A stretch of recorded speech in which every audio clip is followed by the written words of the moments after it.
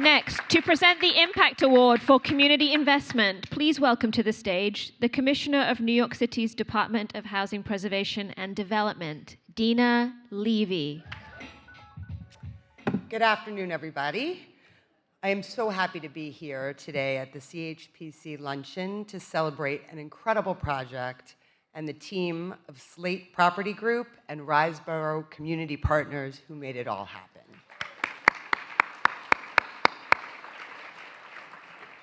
So in my short time as HPD Commissioner, I've been very focused on what's working well, what's not working so well, but most importantly, what we should be doing more of. Baisley Pond Park residence is squarely in the we should be doing more column. Converted from a former Hilton hotel, the project now offers 318 affordable homes, 191 of which are designated for formerly homeless households. The project includes a suite of really important social services, including a meals program that will serve thousands of seniors, a winter garden that stands where the hotel's pool used to be, and an exterior wall that boasts the tallest mural in Queens.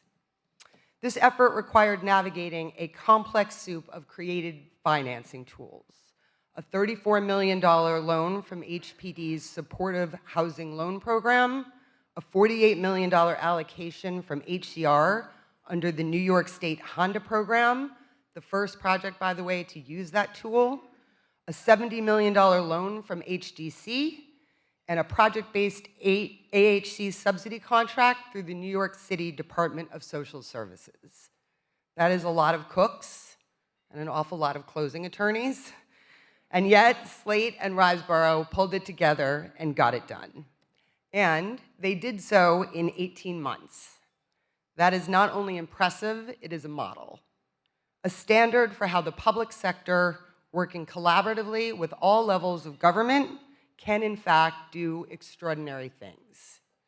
I am so proud that HPD had a role in making this development happen, and I am delighted to be here today to honor the team that got it done. We're going to take a minute now to watch a short video about Baisley Pond. Please roll tape.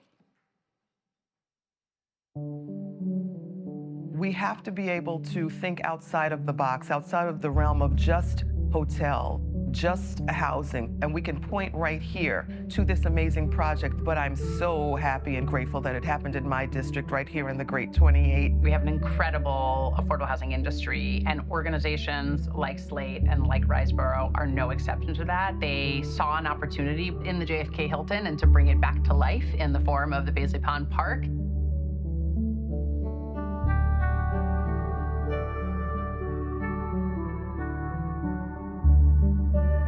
We have to think of other innovative ways to do things because we just can't accept the status quo. We can no longer accept the fact that 100,000 of our neighbors are going to be living in homeless shelters. We are trying to instill a sense of value, not simply a commercial value, but a sense of human values and human dignity. If you think about where the world was in 2022, DHS was in hundreds of hotels as a part of our COVID strategy, and the hotel was a real opportunity to be seen as housing stock. The Hilton was built here, I think, in 1987, and it served the airport. It was past its useful life, but it was going to take a massive renovation in order for it to still qualify as a Hilton.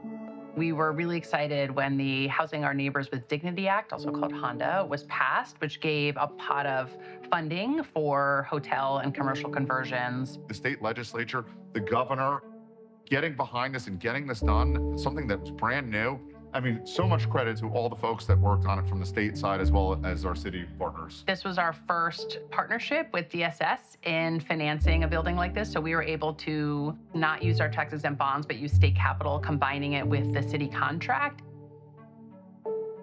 The Affordable Housing Services Program is essentially a project-based City FEPS contract. City FEPS is the city's rental assistance program. It's a rental voucher that is modeled after Section 8.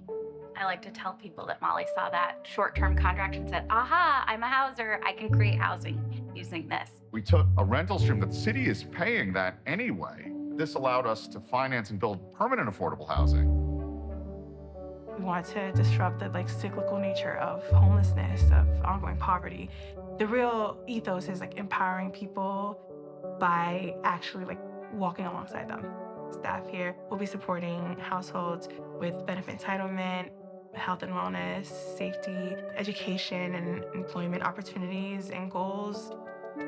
One of the approaches was what exists now in this hotel that we can shift over and provide it as amenity, so something like taking part of this gigantic lounge and making it a gym, making sure we have event space and community space that both the tenants can use and the office function can use. So the approach was adaptive reuse. What can we maximize here?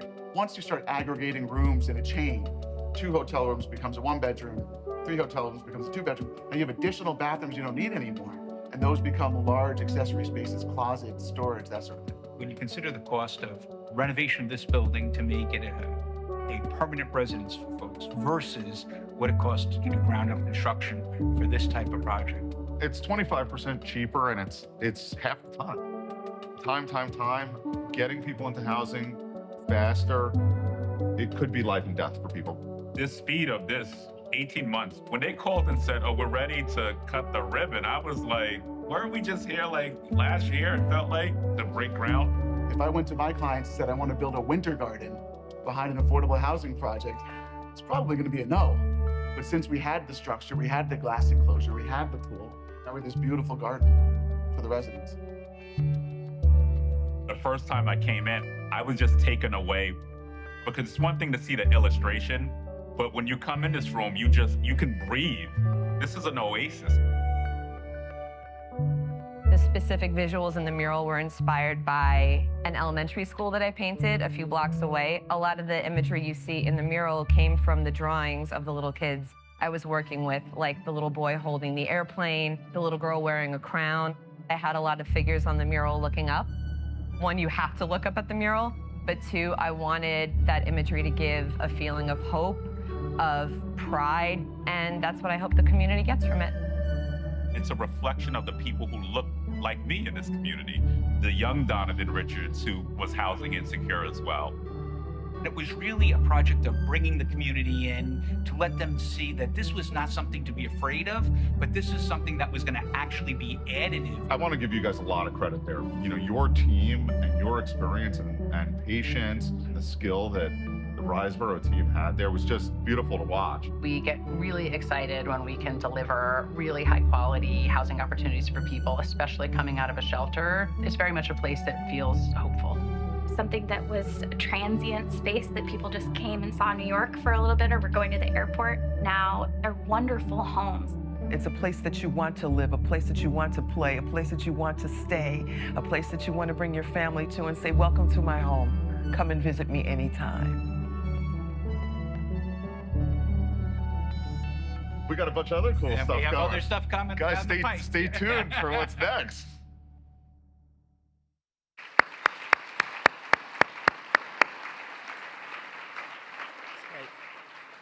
And now, to accept the Community Investment Award, please join me in welcoming David Schwartz of Slate Property Group and Kieran Harrington of RiseBoro Community Partnership.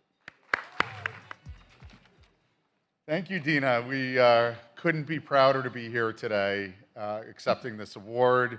I'm David Schwartz, principal and co-founder of Slate Property Group, and it's truly an honor for this recognition for the Baisley Pond Park residences. There are so many people here to thank, but I want to start by recognizing the incredible teams at Slate and RiseBoro. Everybody there is unified by one simple idea. We cannot keep tackling the housing crisis in the same way. We have to do something different, and we have to do it fast. That's what we did at Baisley. We completed New York's first hotel to housing project under the Honda Act. What was once a vacant hotel by JFK Airport is now a 318-unit, deeply affordable community with on-site services. It's an all-electric building. It has local art prominently featured. I can go on and on about it.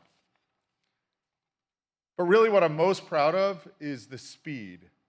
We were able to build this building and turn it in from a hotel into apartments in 18 months. It's about half the time that it would take us to build a ground-up building. When you're in a housing emergency, as we are now, speed matters. We need to move as quickly as possible to help people.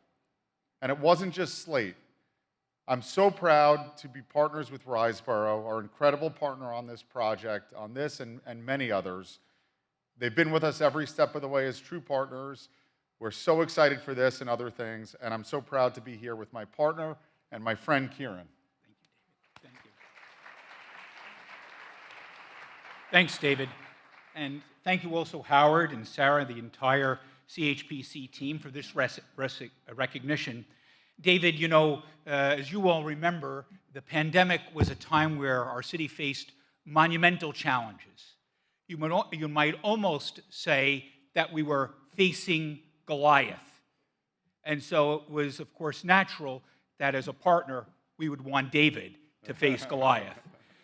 RiseBoro doesn't start as a housing developer. Our organization really started in social services. We were really neighbors who were helping neighbors. People in a community, basically the area of Ridgewood and Bushwick, who largely had been left behind, but who bound together, forged together, and figured a way not simply to survive, but to thrive.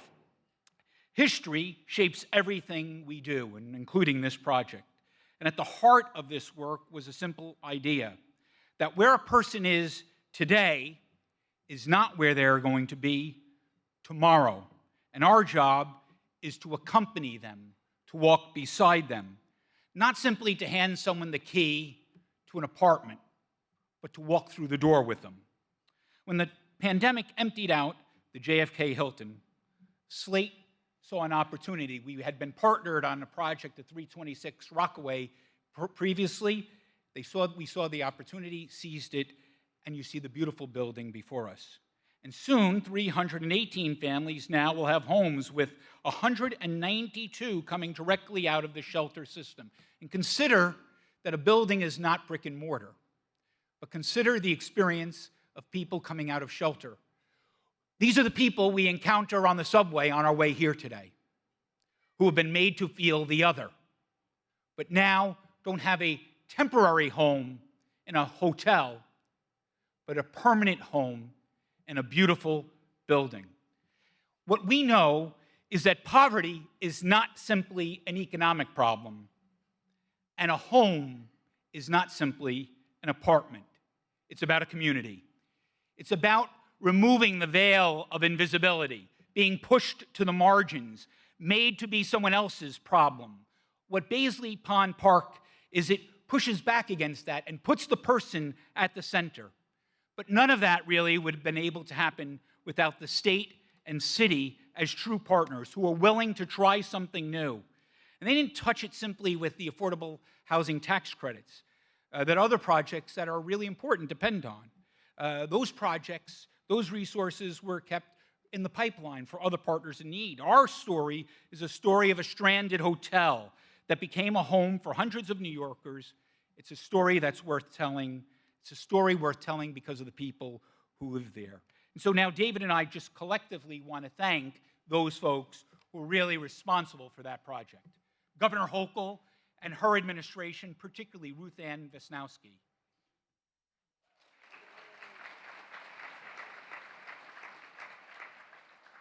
Our Deputy Mayor for Housing, Layla Bozorg.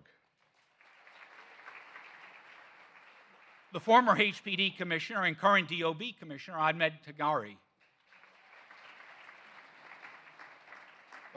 Our former DSS Commissioner, Molly Park. The great borough president from Queens, Donovan Richards. Former Speaker of the City Council, Adrian Adams. Eric Enderlin, the president of NYC HDC. Sharmi Soban from JP Morgan Chase. And of course, Alicia Glenn from M Squared.